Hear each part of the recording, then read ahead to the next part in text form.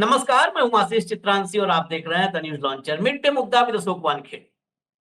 मैंने बिहार की धरती से जो वादा किया था पूरा करके फिर वापस आया। मोदी जी बिहार में भाषणबाजी में जुटे हुए हैं, सेना के पीछे छिपकर वोट मांग रहे हैं। अब बिहार वाले भी सवाल कर रहे हैं। सवाल इसलिए मैं मानता हूं कर रहे हैं क्योंकि 6 किलोमीटर के रोड शो में 600 आदमी भी मुश्किल से थे। यहां तक कि वो दरवाजा खोल करके जो हाथ लहराते हैं मोदी जी, पटना में 6 किलोमीटर के रोड शो में शायद वो करने का मौका भी नहीं मिला, क्योंकि जितना फुटेज हमारे पास आया, जितना फुटेज हमने देखा, वो अपनी कार से बाहर नहीं निकले, क्योंकि बाहर तो हवा ही हवा थी। अब हवा में वो हाथ लहराते तो वही हो जाता जैसे वायुसेना के फाइटर जेट में बादलों से वो बातचीत कर रहे थे, उनका अभिनंदन कर रहे थे। खैर, बिहार में चुनाव प्रचार जारी है मोदी जी का, वोट मांगना जारी है, लेकिन ये सब कुछ करने के लिए उनके पास सिर्फ एक ही ऐसा वोट है जिसके पीछे छिपे हुए हैं, वो है सेना। सेना की आड़ में छिप करके चुनावी भाषणबाजी कर रहे हैं। लेकिन कांग्रेस के एक सीएम ने, राहुल गांधी के एक विश्वस्त सेनापति ने मोदी को सेना के पीछे से बाहर निकाल लिया। और ये तब हुआ जब एयरफोर्स चीफ, हमारे वायुसेना प्रमुख ने मोदी जी को बेपर्दा कर दिया था, यानी पर्दा उठा दिया था। पिछले 24 घंटे नरेंद्र मोदी पर बहुत भारी पड़े हैं। ऑपरेशन सिंदूर की आड़ में चुनावी जश्न मनाते हुए नरेंद्र मोदी पर बहुत भारी पड़े। कोई भूमिका नहीं, हम आपको एक-एक करके खबर दिखाएंगे और ये खबर देखने के बाद वो भी बताएंगे जो भक्त और भाजपाई कोई जवाब दिए बगैर फिर पाकिस्तान के पीछे जाकर के छिप गए। क्योंकि जब भी फंसते हैं तो उनके पास आज तक 11 साल में कुछ नहीं मिला है, छिपने की कोई जगह नहीं मिली। वो मुसलमान के पीछे छिपते हैं, पाकिस्तान के पीछे छिपते हैं, लव जिहाद की बात करते हैं, थूक जिहाद की बात करते हैं, लैंड जिहाद की बात करते हैं, लेकिन उनके पास और कोई ऐसी जगह नहीं है जहां पे छिप पाए। तो अब शुरू करते हैं, भाऊ को चर्चा में ले आइए। आज बहुत सारे दस्तावेज और तथ्य हैं आपको दिखाने के लिए। स्वागत है भाऊ। बहुत सारे, मतलब आपको दिखाने के लिए, क्योंकि हम अपने तरफ से नहीं चाहते कुछ बोले। भाऊ उसका विश्लेषण करेंगे, लेकिन आपको हम वही दिखाएंगे जो देश में चल रहा है। 3 हिस्से हैं। एयरफोर्स चीफ का एक पार्ट हमने आपको दिखाया था, लेकिन वह भी आज की तारीख में बहुत प्रासंगिक। अभी भी देश भर की गोदी मीडिया उस खबर को ढक के छिपा के रखी हुई है, क्योंकि मोदी जी के सामने से पर्दा हटा दिया था एयरफोर्स चीफ ने, उनका असली चेहरा देश को दिखा दिया। लेकिन शुरुआत हम करते हैं रेवंत रेड्डी से, उसके बाद आएंगे। जब समय खराब होता है तो सच्चाई बोलने वाले ज्यादा लोग सामने आने लगते हैं। डिफेंस एक्सपर्ट्स के हवाले से भारत की मीडिया का एक हिस्सा, नवभारत टाइम्स, उसने एक रिपोर्ट छापी है कि हम पाकिस्तान से पिछड़ जाएंगे, एयरफोर्स की हालत ठीक नहीं है। एक पार्ट ये भी है। अब बताइए, डिफेंस एक्सपर्ट भी खुल के बोल रहे हैं तो आप समझ लीजिए देश की हालत क्या होगी। आप जश्न में मत जाइए, आप हकीकत में आइए। पहला पार्ट, रेवंत रेड्डी, जरा लाइए स्क्रीन पर, खबर देखिए। राहुल पीएम होते तो पीओके वापस लाते, रेवंत रेड्डी के बयान से आया सियासी उबाल, बोले मोदी कभी युद्ध नहीं जीत सकते। सियासी उबाल तो बाद में लाएंगे, लेकिन इससे, इसमें जो हेडलाइन है, अंदर इससे ज्यादा इंपॉर्टेंट खबरें हैं। जरा खबर दिखाइए, खबर लाइए स्क्रीन फटाफट लाइए। देखिए, राफेल विमानों को पाकिस्तान ने मार गिराया।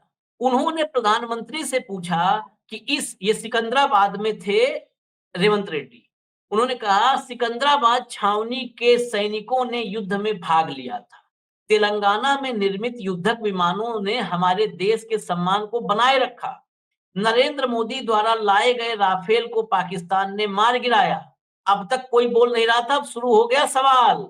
मार गिराया, इस बात पर कोई चर्चा नहीं हुई कि कितने राफेल मार गिराए गए। नरेंद्र मोदी को जवाब देना चाहिए कि हालिया युद्ध के दौरान पाकिस्तान ने कितने राफेल विमान मार गिराए, आप हमें इसका हिसाब दें।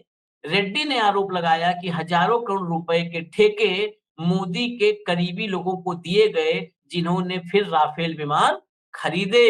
ये ठेके इशारा अनिल अंबानी की तरफ। फिर देखिए, मुख्यमंत्री ने कहा 4 दिनों के युद्ध के बाद हमें नहीं पता कि किसने किसको धमकाया और किसने किसके आगे घुटने टेक दिए। अचानक अमेरिकी राष्ट्रपति डोनाल्ड ट्रंप सामने आए और उन्होंने कहा कि उन्होंने भारत को धमकाया और युद्ध रोक दिया। प्रधानमंत्री के इस बयान का मखौल उड़ाते हुए कि युद्ध भाषण देना नहीं है, रेड्डी ने कहा युद्ध रोक कर मोदी ने 140 करोड़ भारतीयों के आत्मसम्मान की शपथ ली है। अब आगे दिखाइए इसमें और पार्ट। रेवंत रेड्डी ने साफ कहा कि राहुल गांधी इस स्थिति को अलग तरीके से संभालते। उन्होंने कहा अगर राहुल गांधी प्रधानमंत्री होते तो वो पीओके को वापस ले आते। मोदी प्रतिबंधित 1000 रुपए के नोट की तरह हैं। हमें राहुल गांधी जैसे नेता की जरूरत है। मोदी हमारे लिए कभी युद्ध नहीं जीत सकते, केवल प्रधानमंत्री के रूप में राहुल ही ऐसा कर सकते हैं। ठीक है, राहुल की तारीफ वाले पोर्शन पे हम नहीं जाएंगे। हम पहले बता दें कि राहुल गाथा नहीं गाएंगे। राहुल होते तो क्या कर लेते। मोदी हैं, क्या किए हैं, कहां सेना को खड़ा किए हैं, ये बताएंगे। पहला पार्ट इस पर। नेक्स्ट हम आएंगे जो डिफेंस एक्सपर्ट ने भारत को चेतावनी दी। वायुसेना प्रमुख के नाराजगी के बाद डिफेंस एक्सपर्ट की जो चेतावनी है वो बहुत गंभीर है। लेकिन सबसे पहले भाऊ, देखिए राफेल आशीष, कितने मार गिराए, ये सवाल अब तक आपके लोग करने आपके से झिझक रहे थे, मैंने अब क्या हो रहा। आशीष, मैं हम्म, हमेशा कहता हूं कि जब युद्ध होता है या हम्म, युद्ध जैसी स्थिति होती है तो नुकसान दोनों तरफ से होता है। हाँ, कि मैं मानता ही कि नुकसान एक तरफ से नहीं है। वो कभी एक आध बार ब्लड रेस रिवॉल्यूशन, आंतरिक क्रांति जब देश में होती है तो हो सकता है कि बिना खून गिराए क्रांति हो। लेकिन जब हम्म, युद्ध स्थिति अपने शत्रु राष्ट्र के साथ होती है तो नुकसान दोनों तरफ से होता है। जिसका सबसे ज्यादा नुकसान होता है वो हार जाता है, वो सरेंडर हम्म, करता है। ये है। यदि हमने ऑपरेशन सिंदूर में विजय हासिल की तो हमारे यहाँ शहादत नहीं हुई, ये कहना मूर्खतापूर्ण काम होगा। हमारे बॉर्डर के गांव को भारी नुकसान नहीं हुआ, ये कहना मूर्खतापूर्ण होगा। हमारे यहाँ सिविलियन 30-35 नहीं मारे गए, ये कहना ये बहुत ही उन लोगों के मौत के साथ गंदा मजाक होगा। लेकिन हमारे यहाँ राफेल गिरा क्या? वेस्टर्न मीडिया कह रहा है राफेल गिरे हैं। हम्म, तो हम्म, भी मैंने आप ही के साथ प्रोग्राम में ये भी कहा था कि यदि न्यूयॉर्क टाइम्स कहता है राफेल गिरे तो मैं थोड़ा सा विश्वास कम रखता हूं, क्योंकि उनको अपना F-16 मार्केट करना होता है। तो ये आंतरिक यूरोपियन यूनियन और अमेरिका, इनका जो द्वंद्व है, खासकर ये डिफेंस के मार्केट में, हो सकता है उसकी एक परिणति हो। लेकिन जब ये सवाल पूछा गया तो इस पे क्यों कहा नहीं गया कि नहीं हमारा एक भी राफेल गिरा? क्यों सरकार ने कहा कि अभी हम नहीं बता सकते? हम्म, अभी हम नहीं बता सकते कि मायने क्या है। क्या राफेल गिरने से, भाई F-16 गिरने से अमेरिका की प्रतिष्ठा खत्म नहीं हुई। हम्म, भारत के जेट ने F-16 गिराया। ठीक है, वो वैमानिक नालायक थे। मैंने तो पहले भी कहा, मुझे प्लेन से ज्यादा मेरे वैमानिकों पे विश्वास है, मेरे फाइटर पायलट्स पे विश्वास है। Man behind the machine that matters, not the machine. Machine also matters, but it is ultimate importance is the man behind the machine. तो भारत सरकार अभी तक राफेल पे क्यों चुप है? Point number 1। दूसरी बात, राफेल का सोर्स कोड नहीं मिला, इसलिए अब आप फ्रांस के खिलाफ कहते हैं कि हम बाकी भी सौदे रद्द कर देंगे। तो राफेल ला के इतने दिन हो गए, सोर्स कोड की बातचीत क्यों नहीं? अनिल अंबानी को जो ऑफसेट कंपनी दी थी उसका प्रोग्रेस कहां तक आ गया? राफेल तो बनना शुरू हो जाना चाहिए था भारत में। हम्म, वो शायद कंपनी डिसॉल्व हो गई है। तो ये बहुत सारी चीजें हैं राफेल को लेके। ये राफेल का भूत खत्म होने वाला नहीं है, ये उठ के सामने आएगा। और ये बोफोर्स से बड़ा भूत है ये, और बोफोर्स से हाँ, बड़ा घोटाला है इसमें। हम्म, तो कुल मिलाकर इस पे चुप्पी साधे हुए हैं। अब आप मुझे बताइए, आप अब कहोगे कि पाकिस्तान के लिए बात कर रहे हैं, तो भाई साहब आप विपक्षी सरकारों पे हमला बोल सकते हैं, ऑपरेशन सिंदूर के नाम से रोड शो करके आप ममता बनर्जी पे ऑपरेशन सिंदूर जैसा ऑपरेशन बंगाल करने की बात कर सकते हैं। आपको लाइसेंस है। तो विपक्ष ने हाथ में चूड़ियां नहीं पहनाई है, 100 है कांग्रेस पार्टी के, और ये वही विपक्ष है जिसने आपको सत्ता में अपने बलबूते पे नहीं आना, बैसाखियों पे लाया है विपक्ष आपको 2024 के चुनाव में, ये मत भूलिएगा। तो जवाब तो देना होगा। आप यदि कहते हैं कि मोदी है तो मुमकिन है, तो फिर राहुल गांधी वाले लोग कहेंगे राहुल है तो मुमकिन है।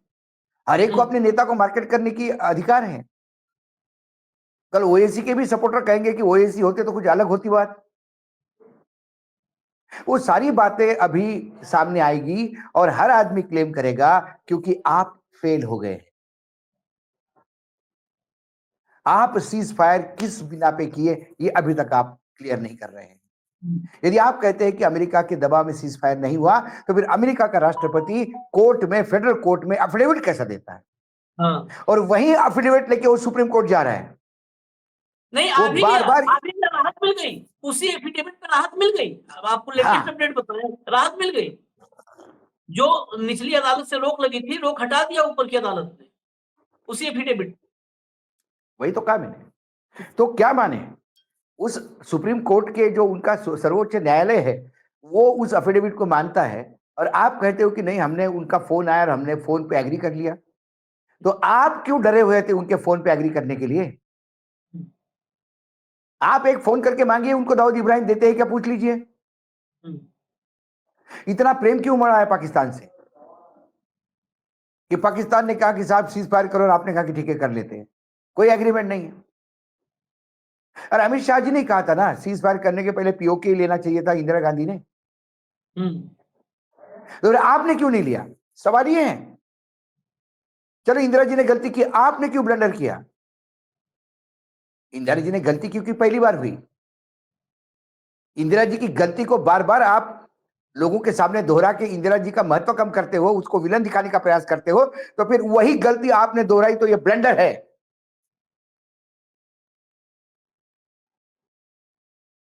कुल मिला के अमेरिका का दबाव में हुआ। अमेरिका का दबाव क्यों? जब छोटे छोटे देश, साउथ अफ्रीका वाले जैसे देश और यूक्रेन जैसे देश जो युद्ध से ग्रसित है, वो अमेरिका को आके दिखा सकते हैं।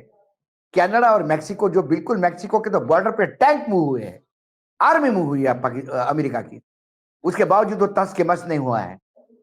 वो आके दिखा सकता है हमने ऐसा क्या कर दिया। एक गौतम अडानी का केस क्या इस भारत को बेच देगा? गौतम अडानी की अस्मिता भारत की अस्मिता से भी बड़ी हो गई है। तो ये हम जवाब ये क्यों है पूछ रहे हैं हम, क्यों गौतम अडानी का नाम लेना पड़ रहा है? ये शौक नहीं है हमें, बदनाम करने की मुहिम नहीं है किसी की। अरे आप सीज फायर करने के पहले पीओ के लेते, आज आने वाले 50 साल तक बीजेपी को कोई हिलाता नहीं, लोग सर पे लेके नाचते। किस बात पे सीज फायर किया देश जानना चाहते हैं। सिंदूर मत बांटिए, सिंदूर मत बांटिए, सिंदूर बांट के महिलाओं का अपमान मत करिए। सिंदूर या तो हनुमान जी को लगता है या पति पत्नी के मांग में भरता है। इस देश के पतियों को आपके सिंदूर की गरज नहीं है।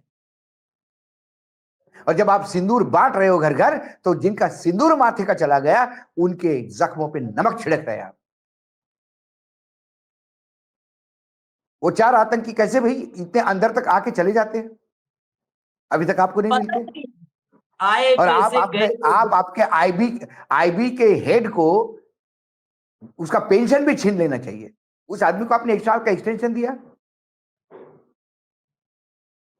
तो फिर क्या पहलगाम करवाने के लिए एक्सटेंशन दिया, होने देने के लिए एक्सटेंशन किया, कि पहलगाम की नाकामी का भी एक्सटेंशन किया? कोई कहता है वो महिला वीरांगना होती तो पति नहीं मरते। इनकी घर की महिलाएं तलवार ही चला के आज तक इनको बचाती आ रही है। मतलब जो सवाल देश उठा रहा है बार बार, किसी का जवाब नहीं। वही पुरानी घिसी पिटी रिकॉर्ड कि मैंने करके दिखाया, ये मोदी का भारत है। जो अमेरिका के सामने घुटने टेकता है। ये मोदी का भारत है जो अपने एयरफोर्स को विमान नहीं दिलवा सकता। ये मोदी का भारत है जो हमारे सैन्य के सामने भी जुमलेबाजी करता है। ये मोदी का भारत है जिसको पाकिस्तान आज भी ललकारता है। ये मोदी का भारत है, पीओके में फिर से शुरू हो गए हैं आतंकी शिविर, और ये मोदी का भारत है, आज भी आतंकी घुस के अंदर मार रहे हैं। ये मोदी का भारत है जहां रोज सेना का अपमान किया जाता है, मोदी के भारत। तो मैं आता हूं, जब नेक्स्ट पार्ट पे चलते हैं भाऊ, वो बहुत महत्वपूर्ण है। ये तो पॉलिटिकल हो गया कि चलो ठीक है, मोदी जी जो सेना के पीछे छिप रहे हैं, तो विपक्ष का काम है कि निकालो वहां से, असली चेहरा दिखाओ। लेकिन जो एक्सपर्ट्स हैं, जरा लाइए भारत की वायुसेना, पाकिस्तान, हम लोग यहाँ पर दिन भर ये गोदी मीडिया खबरें आप देख करके कि पाकिस्तान प्यासा मर रहा है, भूखा तड़प रहा है, ये देखिएगा, खबर देखिए। पाकिस्तान के पास 5वीं पीढ़ी के फाइटर जेट, भारत को एएमसीए बनाने में लगेंगे 10 साल, F-35 या SU यानी सुखोई 57 खरीदना ही होगा। इस खबर के भीतर चलते हैं। ये एएमसीए जो है, ये 10 साल बाद, अभी अनुमान है कि 10 साल बाद बनेगा। आज हम 4 से 4.5 जनरेशन पे है, 4th जनरेशन या 4.5, अभी इसमें भी कंफ्यूजन है। 5th जनरेशन बहुत दूर की बात है। अब देखिए जरा, defence expert lieutenant colonel retired JS Sodhi के अनुसार भारत के लिए 5वीं पीढ़ी के फाइटर जेट की अहमियत काफी ज्यादा हो चुकी है। वजह यह है कि चीन जल्द ही पाकिस्तान को 5वीं पीढ़ी का स्टेल्थ J-35A लड़ाकू विमान देने वाला है। चीन तो 6वीं पीढ़ी डेवलप कर चुका है, लेकिन 5वीं पीढ़ी का J-35A लड़ाकू विमान देने वाला है। ऐसे में पाकिस्तान इस मामले में भारत से आगे निकल जाएगा। चलाइए, भारत की 5वीं पीढ़ी के लड़ाकू जेट परियोजना में लंबा समय लग सकता है। ऐसे में पाकिस्तान जल्द ही चीन से ऐसे जंगी जेट हासिल कर लेगा। उससे पहले क्षेत्रीय संतुलन बनाने के लिए भारत को भी रूस या अमेरिका से 5वीं पीढ़ी के जंगी जेट हासिल करने होंगे। और आगे चलिए, इसका और भी अभी है इसमें। हाँ, डिफेंस एक्सपर्ट सोनी बताते हैं कि चूंकि भारत को 5वीं पीढ़ी के जंगी जेट बनाने में अभी 10 साल लगेंगे, तो ऐसे में उसे विदेश से ऐसे लड़ाकू विमानों को खरीदना ही होगा, वो चाहे रूस से सुखोई 57 खरीदे या अमेरिका से F-35। अब F-35 को एलन मस्क कबाड़ बता चुके हैं।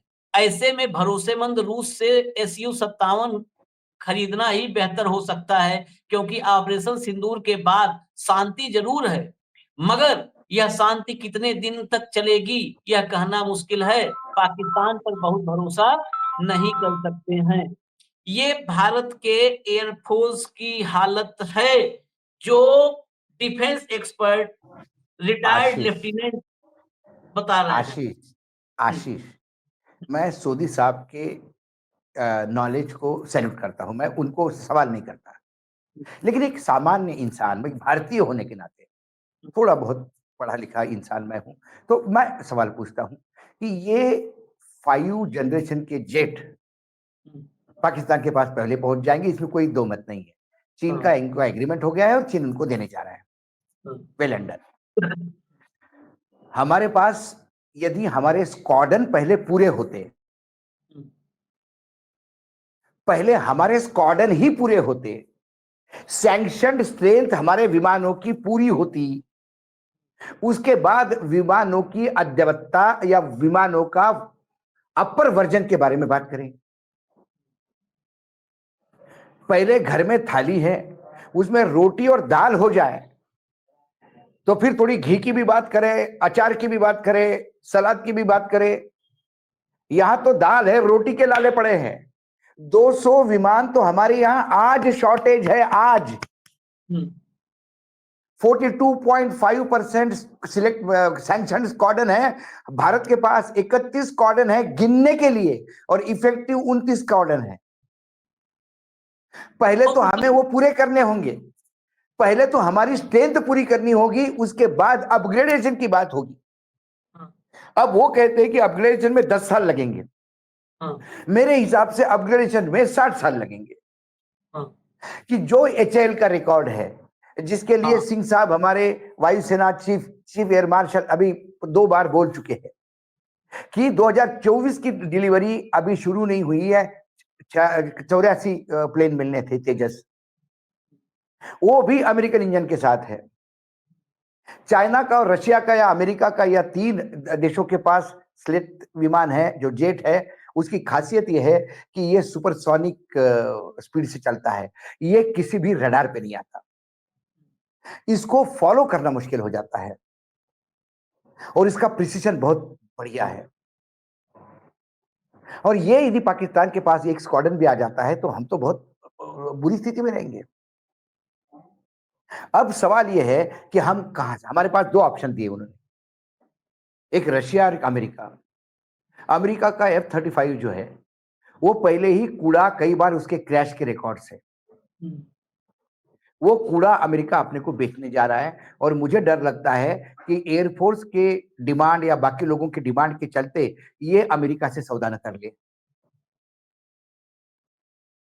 क्योंकि अडानी जी को बचाना है। और अमेरिका ने पहले भी बोल दिया कि व्यापार का घाटा अब हम नहीं सहनेंगे, तो बराबर चाहिए। थोड़ा बहुत लोअर कोर्ट से अपने को रिलीफ मिली थी कि भाई इसकी जो दादागिरी है थोड़ा सा शायद उन्हीं का देश खत्म करेगा, तो अपर कोर्ट ने उसको क्लीन चिट दे दिया। आपने जैसा कि अभी मुझे इंफॉर्मेशन दी, मैं तो प्रवास ट्रैवल में था, तो इसके बाद अब वो रेसिप्रोकेट वो भी चलता रहेगा और उसकी वो दादागिरी चलती रहेगी। उस अमेरिका के साथ हम डील कर रहे हैं जो पाकिस्तान का हमसे ज्यादा सगा है। तो क्या अमेरिका पाकिस्तान से पैसा देके अमेरिका को, यदि मैं ये आरोप लगाऊं अमेरिका पे कि वो टेरर फंडिंग के लिए जिम्मेदार है, क्योंकि पाकिस्तान में जो पैसा जाता है वो टेररिस्ट के पास जाता है, इतना तय है। जितना आज तक वर्ल्ड बैंक और IMF ने पाकिस्तान को पैसा दिया, यदि वहां के आवाम पे खर्चा होता, इंफ्रास्ट्रक्चर पे खर्चा होता, तो आज पाकिस्तान भिखमंगा नहीं होता। पाकिस्तान की जवाबदेही वहां की सरकार के आर्मी के प्रति है। आर्मी ऐश में है तो बाकी सब ठीक है। और आर्मी के पास एक स्क्वाड्रन है, स्पेशलाइज स्क्वाड्रन, जिसका आतंकी नाम है, दहशतगर्द रेजिमेंट है उनका एक, जो फंडिंग भी करते हैं। अभी 64 करोड़ रुपए दिए ना हाजिफ को, हेडक्वार्टर जो उसका नेस्तनाबूत हो गया उसको ठीक करने के लिए। तो कुल मिला के अमेरिका एक तरफ से पाकिस्तान को उसका के हम पे हमले करवाएगा, फिर हम पाकिस्तान पे ऑपरेशन करेंगे। इस बार सिंदूर होगा, अगली बार चूड़ी होगा, फिर बिंदी होगा। ये ऑपरेशन चलते रहेंगे, माल पाकिस्तान का बिकेगा। वहां F-16 करेगा या F-35 खरीदेगा, और मर हम रहे हैं। मैं मनमोहन सिंह को सैल्यूट करता हूँ आशीष, इसलिए नहीं कि अब वो यूपीए सरकार के थे। देखिए, मैं थोड़ा सा, मुझे एक मिनट दे तो मैं थोड़े पीछे ले जाऊं, थोड़ा 1 मिनट आपको, क्योंकि डिफेंस का निकला है और जियो पॉलिटिकल, पूरे विश्व की पॉलिटिक्स को कैसा खेलते हैं लोग। जब अमेरिका ने बहुत प्रेशराइज किया भारत को और मनमोहन सिंह की सरकार गिरने के तादाद, बिल्कुल गिरने के लेवल पे आ गई थी, मतलब गिर गई थी ऑलमोस्ट। लेफ्ट ने सपोर्ट विड्रॉ कर दिया था क्योंकि हमने अमेरिका के कहने पे एटॉमिक एग्रीमेंट साइन किया था। लेफ्ट ने सपोर्ट विड्रॉ किया, सरकार गिरने पे आ गई। इतने में मुलायम सिंह सामने आ गए और फिर वो कुनबा बना और सरकार टिक गई। क्या आरोप थे उनको मनमोहन सिंह पे? मनमोहन सिंह पे आरोप थे कि अमेरिका का एजेंट है, यही बोलते थे ना लेफ्ट से लेके सारे। क्या हुआ? एटॉमिक एग्रीमेंट होने के बाद पहला रिएक्टर का ऑर्डर फ्रांस को गया, अमेरिका तिल मिलाया। दूसरा ऑर्डर रशिया को गया, अमेरिका और तिल मिलाया। अमेरिका अपना रिएक्टर बेचने आ जाए और मनमोहन सिंह कहे कि एग्रीमेंट हमने साइन किया आपके कहने पे। मनमोहन सिंह अमेरिका का वो प्लान समझ गए थे कि एग्रीमेंट साइन करवा के वो पूरे रिएक्टर, हमको जिले जिले लेवल पे रिएक्टर स्थापन करने की बात हो रही थी। तब अखबारों में बाकायदा लॉबिंग चल रही थी, आर्टिकल छपते थे, एक जिले में एक न्यूक्लियर रिएक्टर होगा और वो पूरे जिले की बिजली देगा, भारत में बिजली खत्म हो जाएगी, भारत पड़ोसी को बिजली बेचेगा। सारा नरेशन ध्वस्त कर दिया मनमोहन सिंह ने और बता दिया कि ये भारत है। ये मनमोहन का भारत नहीं बोला उन्होंने, यूपीए का भारत नहीं बोला उन्होंने कहा कि 143 करोड़ का भारत है। यूं ही पाकिस्तान अमेरिका के खेल में नहीं आएगा। ठीक है, एग्रीमेंट किया, ऑर्डर उधर दे दिया। वैसी का खामियाजा है कि जो ऑपरेशन पिंक रिवॉल्यूशन जो चल रहा था, स्प्रिंग रिवॉल्यूशन और पिंक रिवॉल्यूशन मिडिल ईस्ट से होते हुए भारत में और फिर अन्ना हजारे का आंदोलन और फिर केजरीवाल का उदय, ये सब वही कड़ी है। हाँ, अमेरिका का उसके पीछे अमेरिका था, सिर्फ इसलिए कि अमेरिका का इंटरेस्ट जो अमेरिका चाहती थी वो भारत नहीं कर रहा था। इससे अमेरिका तिलमिला गया। तो जो आदमी बोलता नहीं था लेकिन करता था, ये सिर्फ बोलता है, करता कुछ नहीं है। हम्म, ये यही धमकियां देता है, वहां जाके चरणों में बैठ जाता है। क्यों भाई अमेरिका से हम तेल खरीदेंगे? क्यों तेल खरीदेंगे? क्यों अमेरिका से हम युद्ध का सामान खरीदेंगे? अमेरिका ने एचएएल के साथ तेजस के लिए इंजन देने का एग्रीमेंट किया। हम्म, एचएएल क्यों नहीं तेजस डिलीवरी कर पा रहा है?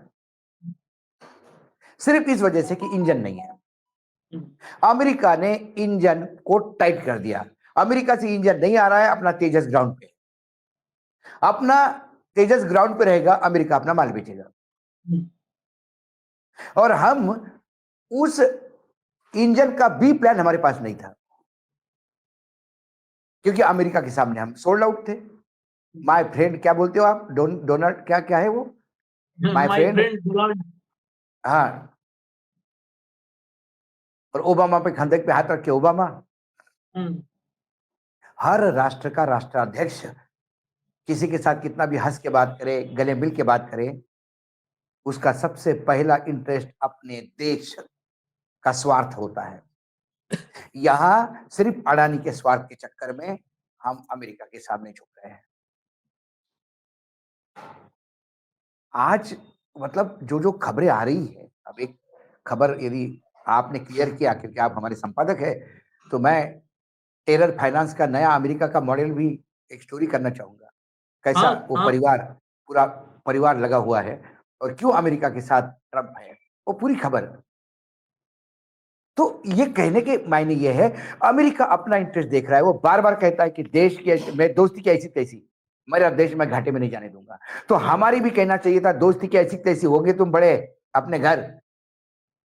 अरे आज मोदी जी, भारत ने तो बहुत प्रगति कर ली है। इंदिरा जी के टाइम पे तो इतनी प्रगति नहीं थी, तब भी वो शेरनी दहाड़ के आ गई थी।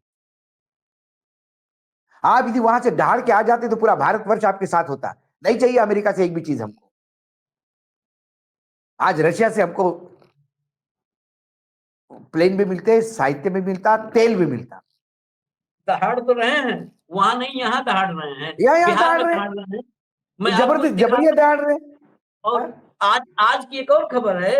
रूस के विदेश मंत्री ने कहा है कि चाइना के साथ मिलकर के, इंडिया, चाइना, रसिया, इनको एक जो है एक त्रिकोण बना करके काम करना चाहिए। अब बताओ आप कि रसिया कहता था कि हम भारत से सीधे हमारे संबंध है, अब रूस भी कह रहा है कि भाई अमेरिका छोड़ के आओ चाइना के साथ, जो आपका सबसे बड़ा दुश्मन है।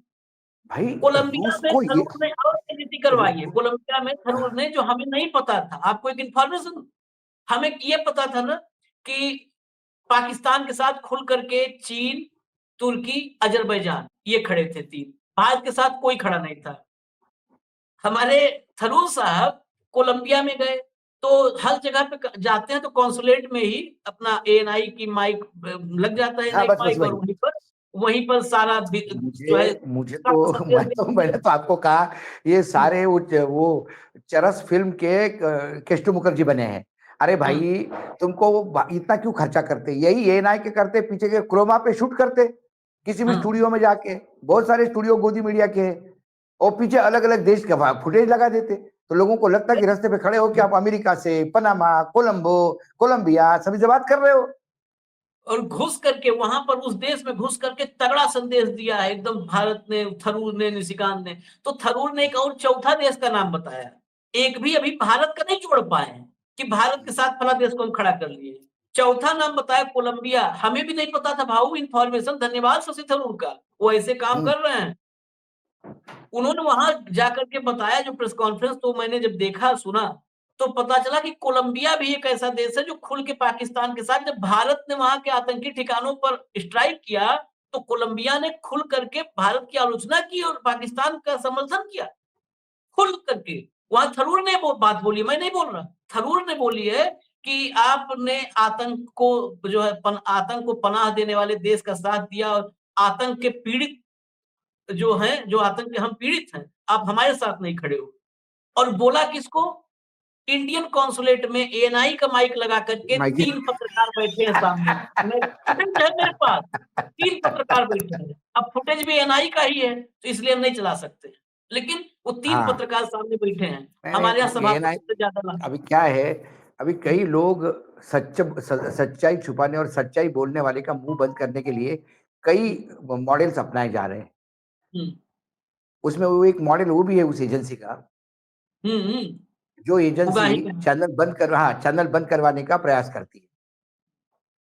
उनको उगाही रेवेन्यू से मतलब एक्सटॉर्शन। नहीं है, एक्सटॉर्शन मैं है, वो एक्सटॉर्शन चलाती मैं है। आखिर में फिर आर्मी, मैंने कल, याद होगा आपको भाऊ, आखिर में कहा था कि एयरफोर्स चीफ की ये पीड़ा हम एक कार्यक्रम में नहीं खत्म करेंगे। ये पीड़ा हम कोशिश करेंगे कि ये जनता उस पीड़ा को आप महसूस कर पाए, क्योंकि एयरफोर्स, आर्मी, नेवी अगर ये पीड़ा में हैं, तो आप खतरे में मैं हैं। आप मैं खतरे एक में ही हैं। मैं नरेंद्र मोदी जी प्रधानमंत्री जी के हाथ जोड़ के करबद्ध निवेदन करता हूं कि प्रधानमंत्री जी, हमारी सेना का जो प्रॉब्लम है उसको आयुर्वेद से ट्रीट मत करिए, उसको एलोपैथी या ऑपरेशन की जरूरत है। आप होम्योपैथी कर और तो रहे हैं, हमने एलोपैथी के नहीं कहा। आयुर्वेद के जरिए चलेंगे तो हो सकता है ये प्रॉब्लम सॉल्व होगी 50 साल में, लेकिन फिर 50 साल में हम रहेंगे क्या, सवाल ये है। सवाल उससे बड़ा है भाऊ। ऑपरेशन तो कर ही रहे हैं, ऑपरेशन तो उनका चलता ही रहता है। Operation Bengal, operation Bihar, operation Uttar Pradesh, operation Gujarat. अब मैं इसी में दिखा देता हूं एक बार स्टेटमेंट एयरफोर्स चीफ का स्टेटमेंट लाइए, ये सुनाइए। Recognition. Timelines is a big issue. That is where that Vachan part comes in. So once timeline is given, not a single project that I can think of has been completed on time. So this is something where we have to look at. Why should we promise something which cannot be achieved? While signing the contract itself, some of the times we are sure that it is not going to come up. But we just signed the contract. उसके बाद देखेंगे क्या करना है. Obviously, then the process gets vitiated. Capacity building, I've already talked about. संयम की बात करी थी RM ने, restraint. So even defense forces have been, keeping this restraint of not calling a black sheep a black sheep. We've been trying to encourage people, but somewhere it will break down somewhere. So I'm sure let's stretch the thread, the elastic to that process where it is not breaking down. उन्होंने इतने कहा, बात आशीष, इस्तीफा उन्होंने दे ये के जो बात मतलब कही करना चाहिए था। कि रक्षा मंत्री की भी उतार दी उन्होंने, लेकिन राजनाथ को समझ में आ जाएगा ना। राजनाथ जी की तो मुझे लगता है प्रोफेसर थे राजनाथ जी, अंग्रेजी तो समझ प्रोफेसर में तो, आती होगी उनको, हाँ, अंग्रेजी तो समझ में आती होगी उनको। लेकिन क्या है, नहीं, जब लेकिन निर्लज्जता आदत का अमृतकाल आदत चल रहा आदत है, भाऊ, अंग्रेजी समझ में निर्लज्जता, आती है, लेकिन हाँ, राजनाथ सिंह को ऐसी आलोचनाओं से कोई फर्क नहीं पड़ता है। फर्क नहीं पड़ता। राजनाथ हाँ, सिंह 10 साल से कुर्सी के लिए क्या क्या किए हैं, ये तो आपको पता ये है ना।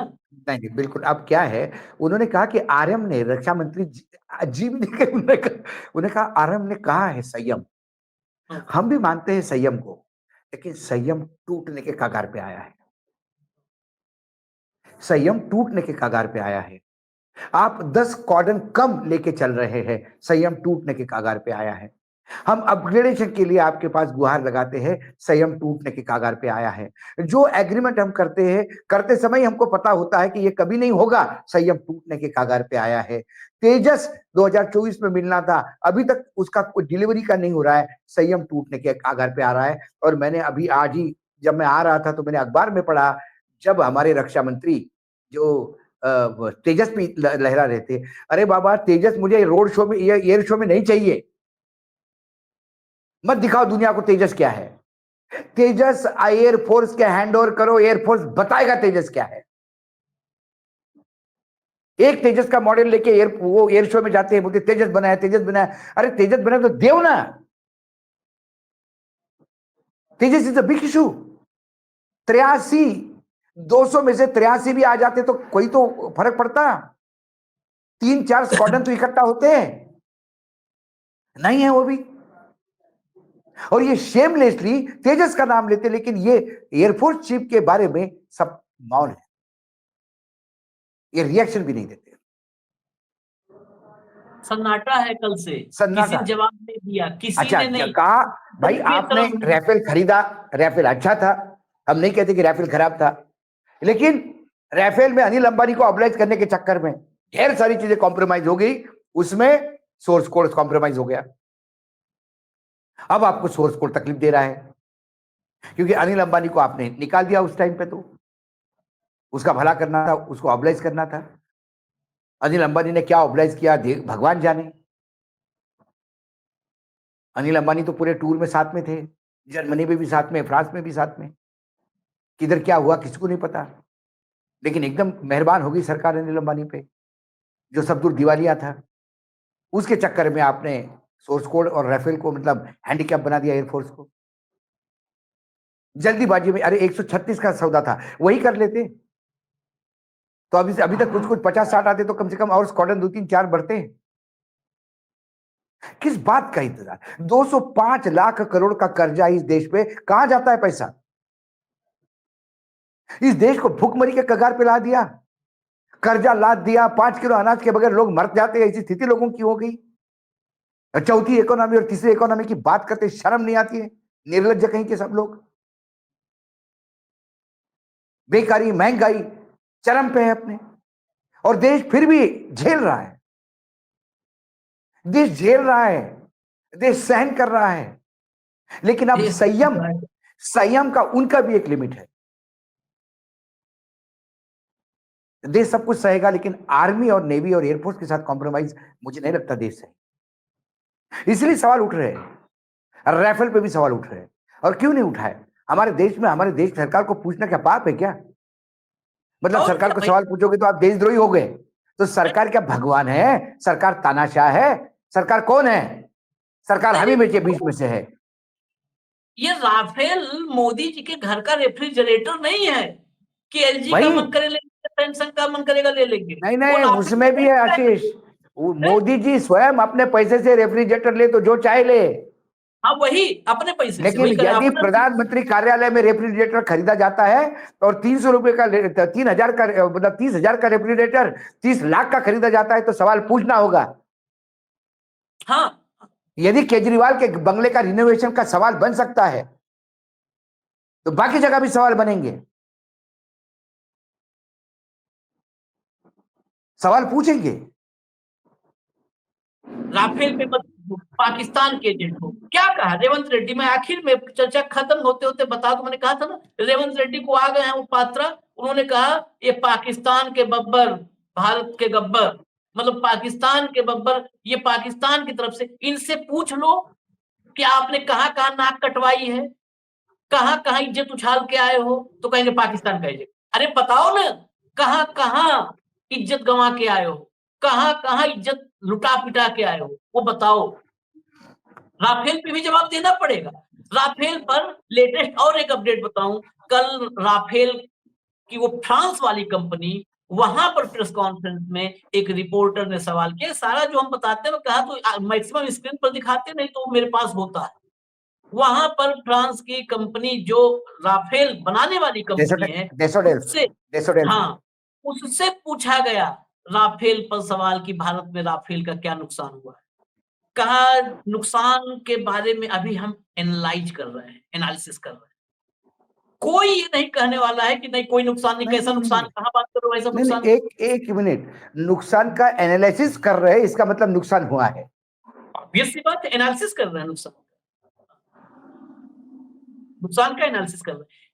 ये फ्रांस में जो राफेल बनाई कंपनी, उसका कहना है। तेजस की बात की, तेजस का आज तक भारत में उपयोग हुआ है, बहुत उपयोग हुआ है, सेना ने नहीं किया है, मोदी ने किया, नेता ने किया, बस बोलने में ये पोपट पंछी। जब जब एयर शो में तेजस दिखा, तब तक भारत की मीडिया ने धरती पर भूकंप और सुनामी लाया है। तेजस की उड़ान देखकर कांपा पाकिस्तान, चीन के थर हाँ। थर छूटे पसीने, जिनपिंग के घुटने छिल गए, जिनपिंग के घुटने छिल गए। वो तेजस आज तक एयरफोर्स में नहीं पहुंचा, वही जो है प्रदर्शनी में एग्जीबिशन के लिए बनाया था, एग्जीबिशन के लिए बनाया है। थर थर कांपे, छूटे पसीने, टूटे घुटने, यही करते हुए तुकबंदी बनाते रहो, वो भी ढंग का नहीं बना पाते। तेजस की यही उपयोगिता आज तक रही है। और ये भी अभी 31 और 29 स्क्वाड्रन की बात भाव ने की थी। आखिर में और एक बताऊं अपडेट, जो रिपोर्ट्स हम देख रहे हैं, क्योंकि लगातार ये विषय लेके आते हैं तो हम लोग भी पढ़ते हैं। मिग 21, मिग 27 और मिराज, ये तीनों अपनी मियाद पूरी कर चुके हैं, उम्र कर पूरी चुके कर हैं। चुके हैं। इनके रिटायरमेंट का समय, इनको अगर बाहर कर दिया जाएगा तो 21 स्क्वाड्रन बचेगा, वो नरेंद्र मोदी वाला, बस। फिर बचा क्या हमारे पास? फिर सुखोई बचेगा, राफेल बचेगा। मिग 21, 27 और मिराज गया तो सुखोई बचेगा और राफेल बचेगा, क्या बचेगा? और किसी को कोई फर्क नहीं है, एयरफोर्स चीफ क्यों ना परेशान हो हमारे, क्यों ना टेंशन में हो। नहीं, उन्हें उनको थोड़ा आशीष मानना है भैया। एग्जैक्टली वो हाँ। देखिए, एयरफोर्स चीफ को अपने वायुसेना के एक एक सैनिक की जान उसके हाथ में है। वो एक एक एयरफोर्स के जवान के लिए जवाबदेही है, और पूरे भारत का रक्षा का बोझ सर पे उठा के रखा है। 143 करोड़ लोगों को जवाब देना होगा यदि एयरफोर्स फेल होता है तो। एक एक एयरफोर्स का कोई सिपाही या कोई भी पायलट मेरा जब तिरंगे में लपट के जाएगा तो एयरफोर्स चीफ को जवाब देना होगा कि मैंने मेरा इंसान क्यों खोया है, मेरा बेटा। यह पीड़ा होती है यदि आप अपना मानो। या तो 700 किसान मरने पे बोला जाता है मेरे लिए मरे क्या। यहां कोई लोग मरते तो बोलते उनकी पत्नी ने नहीं बचाया जी, वीरांगना होती तो बच जाते। या ऐसे बेमूर्ख और बेतुके लोग राजनीति में है, ये देश का दुर्भाग्य है।